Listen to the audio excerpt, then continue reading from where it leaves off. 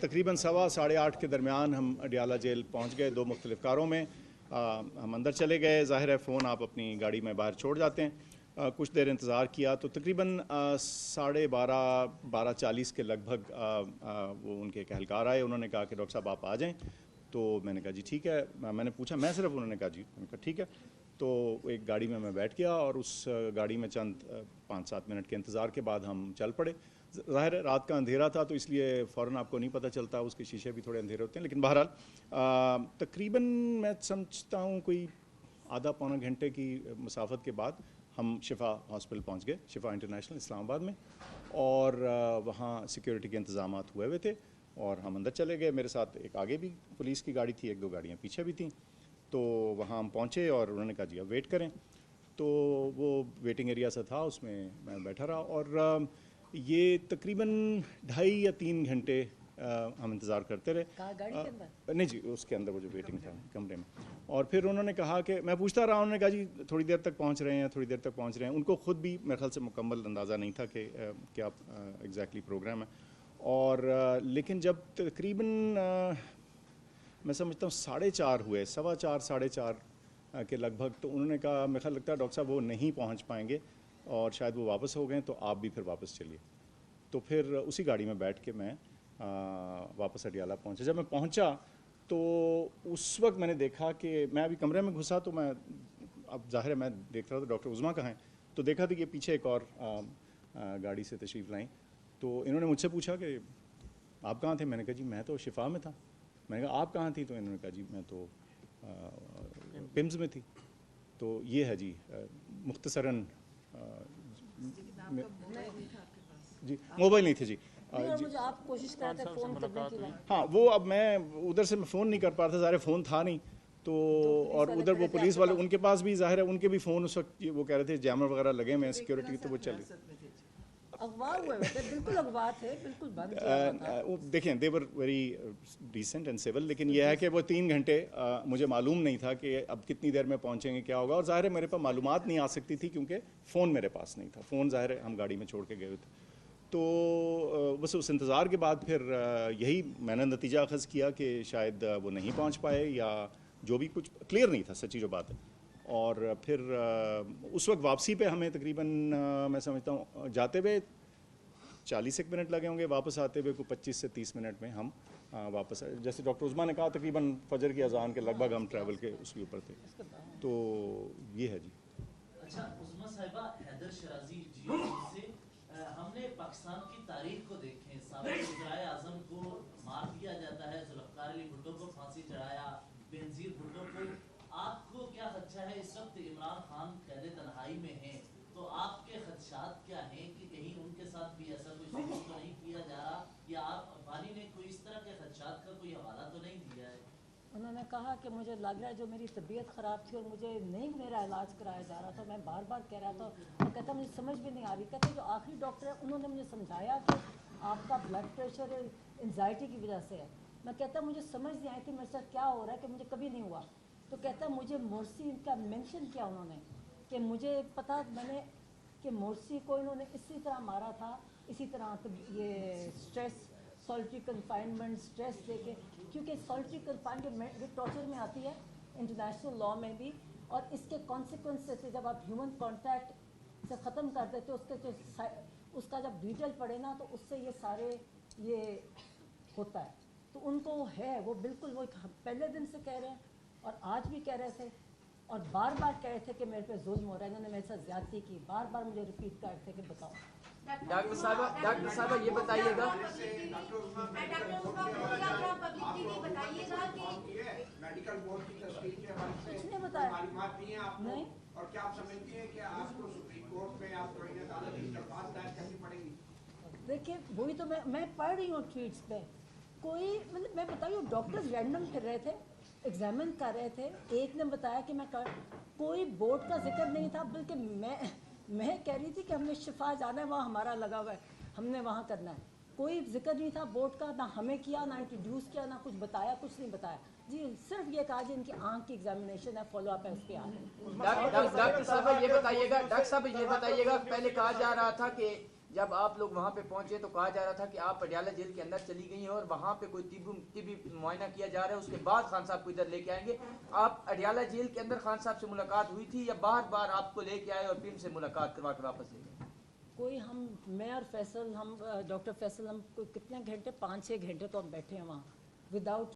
اور ہمیں اگلی کار میں سچ پوچھے، انہوں نے کہا جی اس میں کچھ بولے نا. تو میں نے یہ نہیں پتا کہ اگلی کار میں کون ہے، تو اگلی ان میں تھے، مگر اتر کے میں نے دیکھا بھی نہیں جاتے ہوئے، کالے شیشے تھے.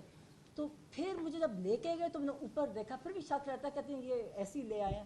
مگر پھر میں نے اوپر جا گئی تو پھر میں ان سے ملی. اس سے پہلے ڈاکٹر صاحب یہ بتائیے گا کہ ان کی خان صاحب کی ابھی بیرسٹر گور صاحب نے یہ بیان دیا طلحہ اکرم عسکر اور گول نیوز سے آپ کے رائٹ، انہوں نے یہ کہ کوئی ہے جو نہیں چاہتا کہ مسائل کا حل نہیں نکلے. تو آپ کو رات کو ملاقات ہوئی کہ ایسے خدشات کا اظہار کیا کسی پرسنالٹیز کا، کیونکہ جو ہوا وہ بڑا بدقسمت تھا جو پچھلے 2-3 دن ایپیسوڈ ہوئی ہیں؟ مجھے نہیں سمجھ آئی کہ مجھے پتا کون، نہ ان کو انہوں نے یہ بات کی، نہ ان کو پتا تھا. وہ ان کو اندر بیٹھے، نہ اخبار ہے نہ ٹی وی ہے. میں نے ان کو کچھ باتیں بتائی، ان کو یہ بھی نہیں پتا تھا. انہوں نے شفا کا ان کو میں نے سمجھایا کہ شفا کیوں جانا ہے، کہ ٹیسٹ کرا کے آپ کو واپس لے آئیں گے، صرف ٹیسٹ اور ٹریٹمنٹ ہے. ان کو کچھ نہیں، کوئی پتہ نہیں کون ہے یہ انہیں کے. میں تو بتا رہی ہوں جیل ہم تو قیدی نہیں ہے نا. ہمیں ٹریٹمنٹ ایسی تھی، خاموشی، آپ سوال کرتے تھے کوئی جواب نہیں دیتا تھا. اور اسی طرح ان کو بھی کچھ نہیں پتا تھا.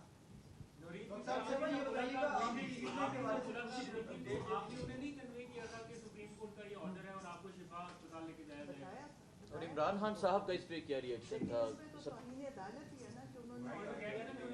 نہیں میں کلیئر کروں،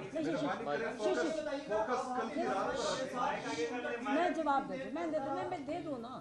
دیکھیں انہوں نے بالکل، انہیں دیکھیں ایک انہوں سے کہا جی جانا ہے، انہیں پھر اس کو پنج لے آئے نا. تو کہتے ہیں، میں نے کہا اس کے بعد ہم نے شفا جانا ہے.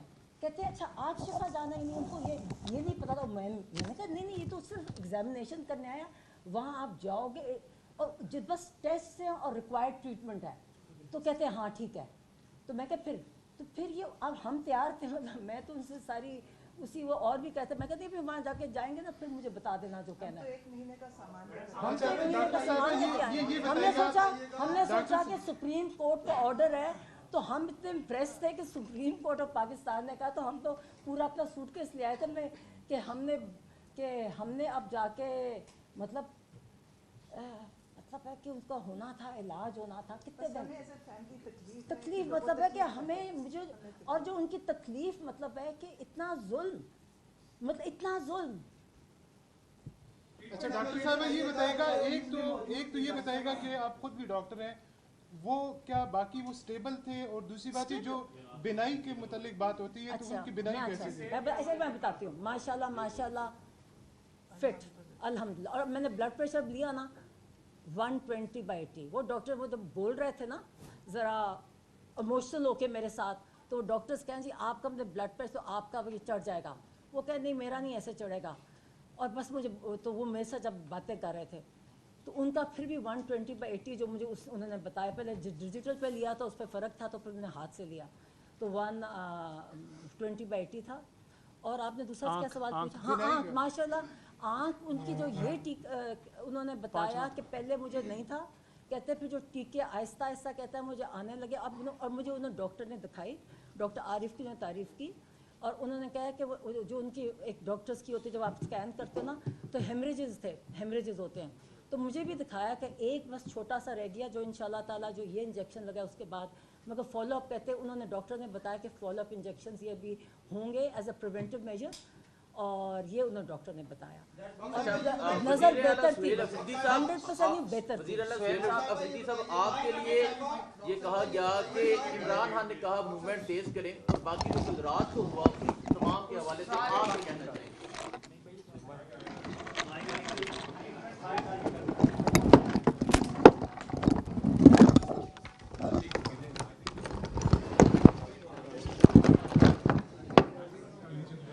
اور آگے کر تھوڑا سا.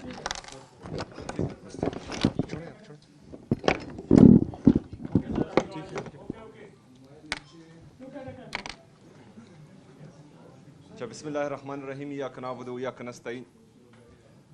سب سے پہلے تو जो कल का रवैया रहा है इंतज़ामिया का और हुकूमत का, ये इंतहाई अफसोसनाक है। सुप्रीम कोर्ट के 3 जजेस के आर्डर को कल रद्दी की टोकरी में एक दफ़ा फिर फेंका गया। मैं बार बार यही एक बात कह रहा हूं कि आवाम की उम्मीद अदलिया से है। अगर अदलिया ही इंसाफ नहीं करेगी, अदलिया ही अपने फैसले इंप्लीमेंट नहीं करेगी, तो फिर आवाम किस तरफ जाएगी? और इमरान खान साहब तो कोई छोटा इंसान नहीं है, वो पाकिस्तान का सबसे मकबूल तरीन लीडर है। उसकी जमात पाकिस्तान की सबसे बड़ी सियासी जमात है। अगर इमरान खान साहब के साथ ऐसा सलूक किया जा रहा है तो फिर आम पाकिस्तानी की हैसियत क्या रह जाती है? वो किस तरफ जाएगा? आम पाकिस्तानी अपने लिए इस पाकिस्तान में अपना मुस्तकबिल कैसे देखेगा कि इमरान खान साहब के जैसे इंसान के साथ ये रवैया रखा जा रहा है? और 3 जजेस वो बाकायदा हुक्म करते हैं कि इमरान खान साहब का इलाज शिफा इंटरनेशनल हॉस्पिटल में हो, लेकिन ये इतने जहनी और इखलाकी पिस्ती के वो नीचे वाले दर्जे तक पहुंच चुके हैं कि इनको अदालतें और जजेस भी इंसान के बच्चे नजर नहीं आते। मतलब ये इतनी हटदर्मी क्यों कर रहे हैं? मतलब ये आईन और कानून को अदलिया से अपने आप को बालातर समझते हैं। मतलब इनको खौफ ही नहीं है, डर ही नहीं है किसी चीज का। इनको ये खौफ भी नहीं है कि ये तौहीन अदालत कर रहे हैं।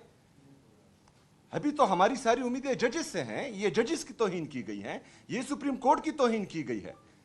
ये जजेस जो हैं अभी फैसला करें कि या